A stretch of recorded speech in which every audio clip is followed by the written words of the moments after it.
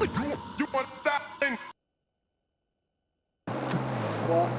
2, 1, go. Mon rêve, d'être peut-être une fois champion olympique. Je pense que ça doit être assez magique. Coucou, le revoilà. Et c'est sur le parcours de la catégorie universitaire que nous avons retrouvé Charles Rusterholz. Il y a 3 ans, titre de champion suisse junior en poche, il rêvait de gloire. Mais aujourd'hui, qu'est-ce qui a changé chez le champion jurassien? Pas grand-chose. C'est-à-dire?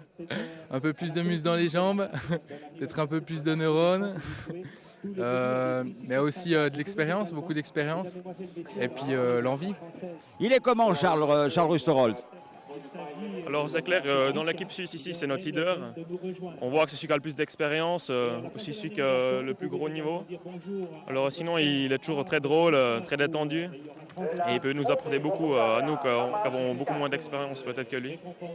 Donc ouais, c'est super d'avoir un gars comme ça dans l'équipe. Et s'il est le leader incontesté de l'équipe suisse présente à ces championnats du monde, l'étudiant en sciences du sport de l'Uni de Lausanne reste le seul réel espoir de médaille. Clairement, aujourd'hui, on défend un titre de vice-champion du monde par équipe qu'on a conquis il y a 2 ans en Espagne. Donc on aimerait bien rééditer l'exploit, voire mieux.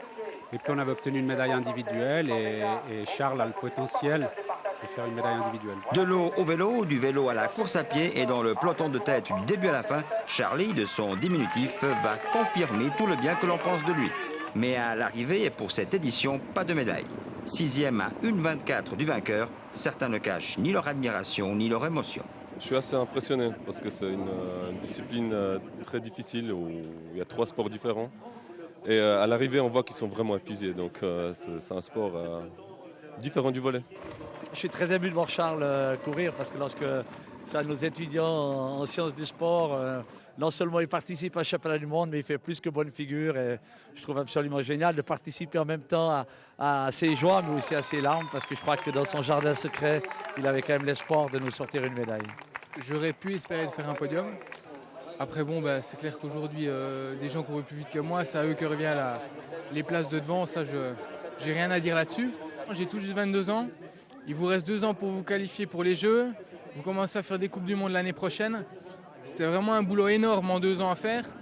Et puis bon, après, c'est à voir comment gérer mes études, parce qu'il n'y a pas que 2008, il peut y avoir 2012 aussi également.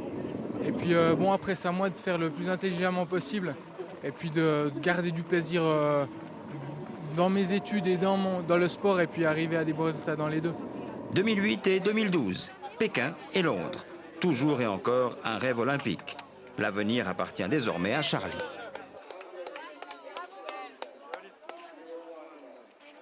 Chez les universitaires hommes, c'est donc le Britannique Harry Wiltshire qui décroche le titre de champion du monde, suivi d'un Allemand et d'un Italien. Charles Rusterholz termine à la 6e place. Le 2e Suisse est Jan van Berkel qui finit lui 28e. Du côté des femmes, c'est l'Allemande Lena Caroline Bronkhorst qui devient championne du monde, devant la Tchèque Radka Vodičková et la Japonaise Maiko Nishi. La Suissesse Monika Fürholz finit 11e, quant à Andrea Gross, elle termine au 16e rang.